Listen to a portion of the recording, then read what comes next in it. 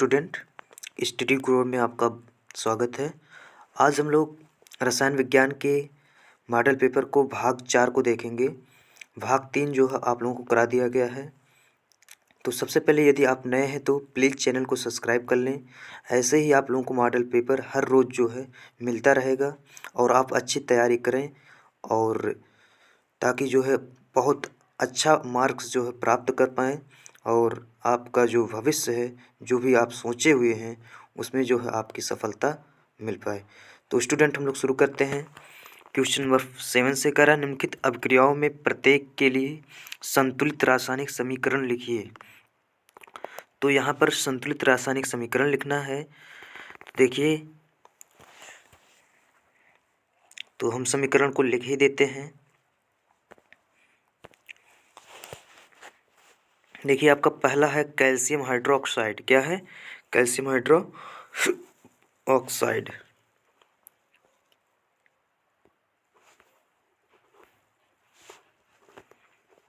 तो calcium hydroxide का देखिए, कैल्शियम हाइड्रोक्साइड का सूत्र होता है CaCO3 प्लस, यहाँ पर डॉट डॉट दिया गया है और तीर का निशान बनाया है। कह रहा है कैल्शियम कार्बोनेट, सॉरी यहाँ पर कैल्शियम हाइड्रोक्साइड है, कैल्शियम कार्बोनेट लिख दिए हम। यहाँ पर आपका क्या है? Calcium hydroxide.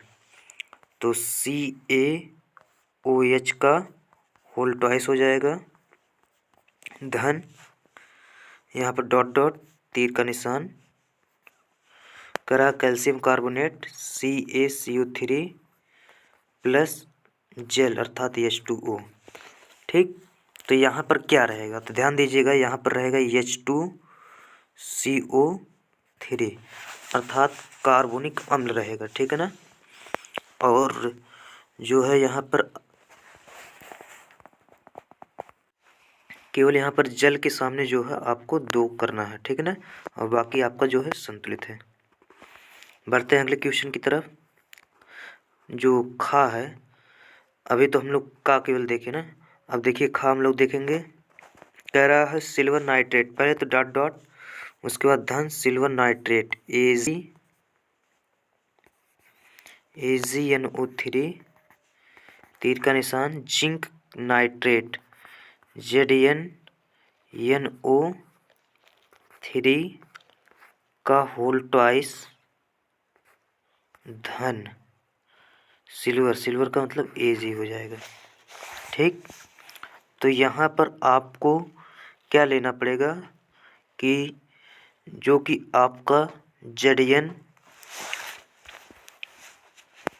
जिंक नाइट्रेट बन सके अर्थात ZnO2 बन सके और आपका सिल्वर बन सके। ठीक है ना? सिल्वर नाइट्रेट तो दिया ही गया है, तो आप केवल और केवल यहाँ पर जो है Zn ले लीजिए। ठीक, शुरुआत में जो डॉट दिया गया है वहाँ पर आपका Zn हो जाएगा। ठीक, और आपका जो रिएक्शन है अभी तो संतुलित नहीं है फिलहाल। अब आपको करना क्या है कि यहाँ पर 2AgNO3 का रहेगा और यहाँ पर आपका 2 रहेगा। ठीक, बाकी अब संतुलित हो गया है।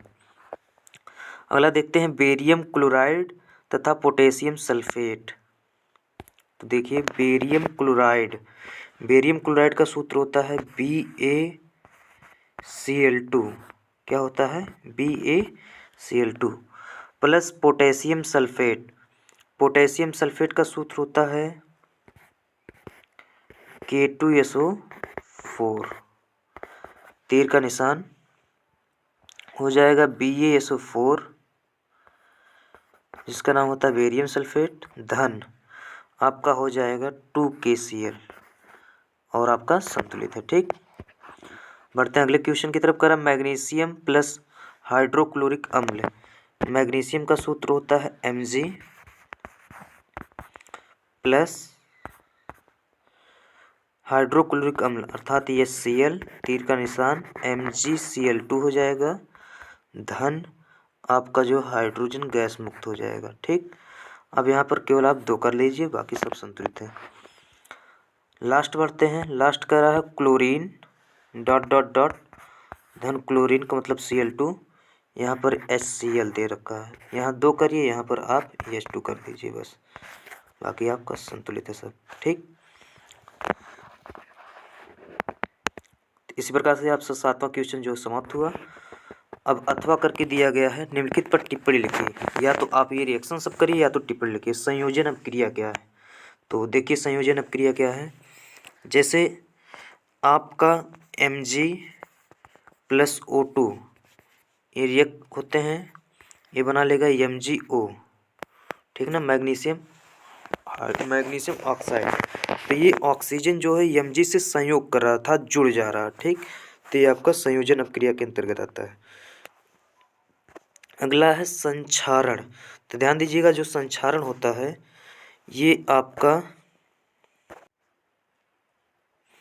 जो संक्षारण होता है ये आपका लोहे में होता है, और जो कि एसिड की वजह से या जो है जल वाष्प की वजह से अर्थात नमी की वजह से, ठीक है ना। तो होता क्या है संक्षारण में कि लोहे और जो तमाम जस्ते की वस्तुएं होती हैं, ज़्यादातर अधिकतर लोहे की वस्तुएं जो होती हैं वो वातावरण में जो है जल वाष्प से रिएक्ट करती हैं ऑक्सीजन की उपस्थिति में, और जो है जंग का निर्माण करते हैं। क्या नाम है, जंग का क्या कहते हैं, सॉरी दोस्तों, जंग का निर्माण करते हैं, और जिसको हम लोग कहते हैं मूर्छा, ठीक है ना। अर्थात जब और लोहे में जो है जंग लग जाता है, जिसके कारण लोहा जो होता है वो धीरे धीरे गलने लगता है, और लोहा जो है कुछ समय पश्चात अर्थात कुछ दिनों के बाद जो है या अथवा कुछ महीनों के पश्चात वो पूर्णतः नष्ट हो जाता है, ठीक है ना। इसका मतलब ये है कि लोहे को नुकसान पहुंचा रहा है। इस प्रोसेस को हम लोग बोलते हैं संक्षारण, और संक्षारण से बचने के लिए लोहे पर पेंट किया जाता है अथवा एसिड लेपन किया जाता है, ठीक। अगला क्वेश्चन हम लोग देखते हैं भर्जन। भर्जन क्या होता है, ध्यान दीजिए। ये सल्फाइड अयस्कों की अशुद्धियों को दूर करने के लिए भर्जन का हम लोग प्रयोग करते हैं।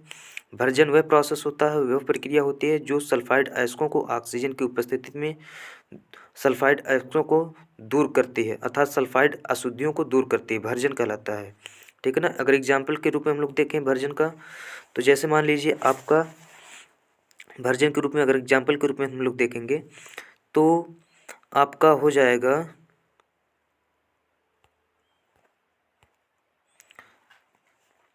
जैसे आयरन सल्फाइड FeS धन ऑक्सीजन की उपस्थिति में इसको गर्म करना है, और यहाँ पर हो जाएगा आपका FeO धन SO2 बन जाएगा, ठीक। अभी आप जो है यहाँ पर 2 कर लीजिए, और यहाँ पर आप 2 कर लीजिए, और यहाँ पर भी आप 2 कर लीजिए, ठीक। और यहाँ पर भी आप 2 करेंगे तो ऑक्सीजन जो है आपको 3 करना पड़ेगा, अर्थात 3 दूना 6 हो जाएगा, ठीक।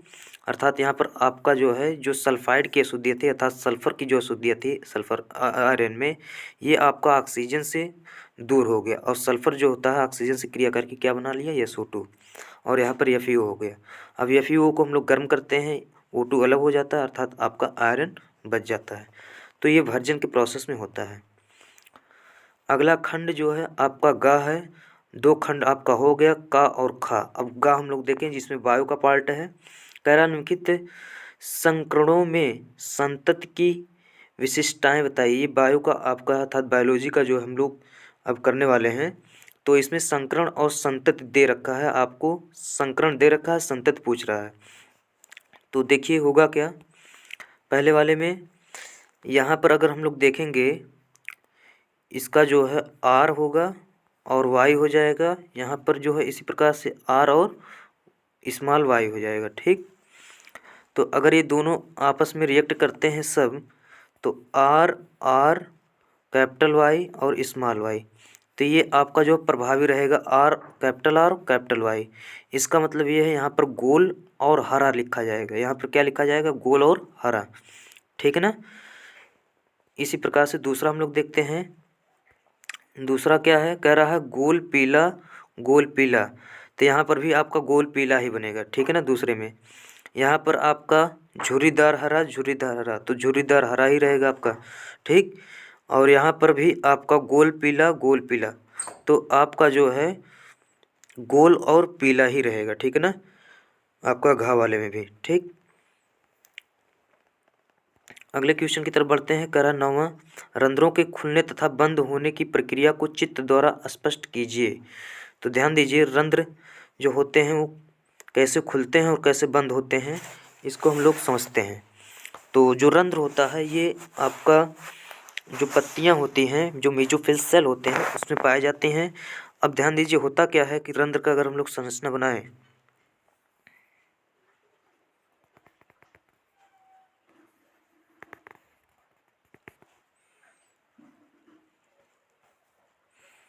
इसके साइड में जो है क्लोरोफिल लगा होता है, इनके साइडों में, और यहाँ पर जो है छिद्र पाए जाते हैं,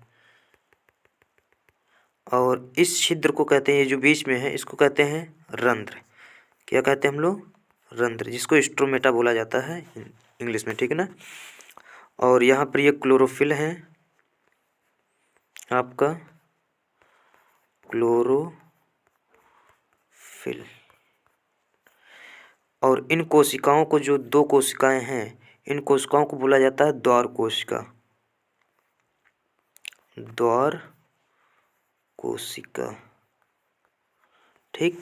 अब होता क्या है कि जड़ों के माध्यम से जब पानी पत्तियों तक पहुंचता है तो ये द्वार कोशिकाएं जो होती हैं ये फूल जाती हैं। पहले तो ये बंद रहती हैं, ये एकदम से क्लोज रहती हैं, ठीक है ना। ये एकदम से क्या रहती हैं? क्लोज रहती हैं, अर्थात जो है बंद रहती हैं, ठीक। तो जब पानी जो है इंटर करता है, यहाँ पर हम बना देते हैं, ये पहले तो एकदम से बंद रहती हैं, ठीक है ना। ये एकदम से क्या होती हैं? बंद होती हैं, ठीक। जब पानी यहाँ पर जाता है तो ये धीरे धीरे फूल जाती हैं। फूलने पर क्या होता है कि ये इधर बढ़ता है, ये इधर इधर बढ़ता है, ठीक है ना। और बीच में जो है गैपिंग हो जाती है, और जिसके कारण जो है रंध्र बन जाता है, जिसको हम लोग कहते हैं स्ट्रोमेटा। क्या कहते हैं? स्ट्रोमेटा, ठीक। और स्ट्रोमेटा होता क्या है कि कार्बन डाइऑक्साइड, जो वातावरण से जो कार्बन डाइऑक्साइड होता है, इसी स्ट्रोमेटा रंध्र के माध्यम से पत्तियों में प्रवेश करता है, और पत्तियों का जो ऑक्सीजन होता है इसी स्ट्रोमेटा के माध्यम से ये बाहर निकलता है वातावरण में, ऑक्सीजन, ठीक है ना। तो ये आपका जो है रंध्र से संबंधित जो है आप चित्र बना करके स्पष्ट कर सकते हैं। अगला क्वेश्चन कह रहा है, वातावरण में कार्बन डाइऑक्साइड स्तर का नियंत्रण करने के लिए कुछ उपायों का सुझाव दीजिए। तो कार्बन डाइऑक्साइड का जो स्तर अगर सुधारना है तो पहली चीज़ ये है कि पेड़ पौधों को जो है अधिक मात्रा में लगाना होगा, वनों की कटाई पर नियंत्रित करना होगा। वाहन जो होते हैं, जो ज़्यादातर जो क्या नाम, वाहन से जो कार्बन डाइऑक्साइड उत्सर्जित होते हैं, उनमें जो है कुछ ऐसे इंस्ट्रूमेंट लगाए जाए ताकि जो है कार्बन डाइऑक्साइड का उत्पादन कम हो सके। और जो फैक्ट्रियों से जो धुआं उठता है, और जो तमाम जो है कारखानों से कार्बन डाइऑक्साइड गैस जो निकलती हैं, उसके लिए जो हमको जो है कार्बन डाइऑक्साइड जो होता है उसके लिए हम लोगों को, हाँ तो देखिए होता क्या है, जैसे जो फैक्ट्रियाँ होती हैं और जो चिमनियाँ उसमें लगी होती हैं, तो उन चिमनियों पर जो है लोहे की रॉड लगा दी जाती है, और वो करता क्या है कि जो कार्बन डाइऑक्साइड जब ऊपर जाता है तो उस कार्बन को जो है ये इकट्ठा करते चला जाता है, अर्थात कार्बन उस पर जो है जमा होता रहता है, और वातावरण में जो है कार्बन डाइऑक्साइड की जो मात्रा है वो कम जा पाती है, ठीक है ना। तो यही सब नियंत्रण है वातावरण में कार्बन डाइऑक्साइड के स्तर को कम करने का। अगला क्वेश्चन जो लास्ट है, कह रहा है वृक्कों में मूत्र निर्माण की प्रक्रिया का सचित्र वर्णन कीजिए। तो ध्यान दीजिए, जो मूत्र निर्माण की जो प्रक्रिया होती है, आप जानते हैं ग्लोमेरुलस निस्यंदन जो होता है, अर्थात एक प्रकार से कह सकते हैं वृक्क में जो है लाखों की संख्या में जो है नेफ्रॉन पाए जाते हैं। क्या पाए जाते हैं? नेफ्रॉन। और नेफ्रॉन्स जो होते हैं यही जो है मूत्र की जो है छनाई करते हैं। होता क्या है कि ग्लोमेरुलस निस्यंदन होता है, और ग्लोमेरुलस निस्यंदन के माध्यम से जो है फिन एक प्रकार से कह सकते हैं ग्लोमेरुलस निस्यंदन में जो होता है आपका जो ब्लड आता है आर्टरीज और वेंस के माध्यम से, वेंस जो होते हैं ब्लड लाते हैं और आर्टरी के माध्यम से ब्लड वापस जाता है। तो आर्टरी क्या नाम, वेंस के माध्यम से जब ब्लड आता है ग्लोमेरुलस निस्यंदन में, तो वहाँ पर फिल्टर होता है। क्या होता है? फिल्टर होता है। तो ब्लड की छनाई होती है, और ब्लड जो होता है जब छन जाता है तो जल और तमाम वेस्ट अर्थात यूरिया जो पदार्थ होते हैं ये सब जो है अपवाहक नलिका के माध्यम से जो है यूरेटर तक अर्थात मूत्र नलिका तक जो है पहुँचते हैं, और मूत्र नलिका के माध्यम से मूत्राशय में स्टोर हो जाते हैं, अर्थात इकट्ठा हो जाते हैं, ठीक। तो इसका जो है आप फिगर अच्छी तरीके से बना सकते हैं और डिटेल्स में लिख सकते हैं। अथवा करके दिया है, मानव में नर जनन का सचित्र वर्णन करिए। इसमें आप जो है मानव में नर जनन तंत्र का जो वर्णन जो है आप इसमें करेंगे, जो है सचित्र वर्णन के लिए बोल रहा है। तो इसमें आप जो है टेस्टिस अर्थात जो है टेस्टिस का मतलब होता है विषण, ठीक है ना। विषण का जो है आप पूरा फिगर बना सकते हैं। और बनाने के बाद में जो है विषण में हम बता दें आप लोगों को क्या क्या मेन चीज़ें होती हैं। ध्यान दीजिए, मानव में 2 विषण होते हैं और दोनों विषण जो होता है अधिविषण के माध्यम से जो है वहाँ से विषण से एक नलिका निकलती है और वो नलिका जो होती है जिसका नाम होता है विषण से एक नलिका निकलती है जिसका नाम होता है विषण नलिका। और विषण नलिका से जो है शुक्राणु नलिका के बीच में एक नलिका जुड़ी होती है जिसका नाम होता है अधिविषण। और शुक्राणु नलिका जो होता है वो शुक्राशय में शुक्राणुओं को इकट्ठा करता है। वहाँ पर शुक्राणुओं को जो है पोषक पदार्थों की पूर्ति होती है, वहाँ पर पोषक पदार्थ मिलते हैं। उसके बाद जो है जो शुक्राणु होते हैं वो क्षारीय द्रव्य के साथ, क्षारीय द्रव्य जो मिलता है वो आपका मिलता है प्रोस्टेट ग्लैंड से, जो है क्षारीय द्रव्य मिलते हैं। और ये जो है मूत्र नलिका में पुनः जो है कह सकते हैं कि जो मूत्र मार्ग होता है, जो मूत्र नली होती है, अर्थात एक प्रकार से कह सकते हैं पेनिस में, ठीक है ना, पेनिस में ही मूत्र नली होती है। तो उसी के माध्यम से जो है शुक्राणु भी जो है वो बाहर आते हैं, ठीक है ना। तो ये आप डिटेल्स में इसका फिगर बना सकते हैं। और ये जो है आपका जो मार्क्स है ये 6 नंबर का है। और बाकी जो है आपका इसी प्रकार से ये जो है आपका मॉडल पेपर जो है पूरा जो है चारों भाग करा दिया गया है। और हमें उम्मीद है कि आप लोगों को अच्छी तरीके से समझ में आया होगा। और इसको जो है आप लोग पुनः एक बार 2 बार प्रैक्टिस करें और यदि कोई समस्या होती है तो कमेंट्स करें, उसको जो है पुनः सॉल्व किया जाएगा। हमें उम्मीद है कि आप लोगों को अच्छी तरीके से समझ में आ गया होगा। आप पूरा चारों जो है अच्छी तरीके से चारों भाग को देखें, आपको कोई समस्या नहीं होगी, ठीक है ना। फिर मिलते हैं दोस्तों नेक्स्ट वीडियो के साथ, तब तक के लिए जय हिंद दोस्तों।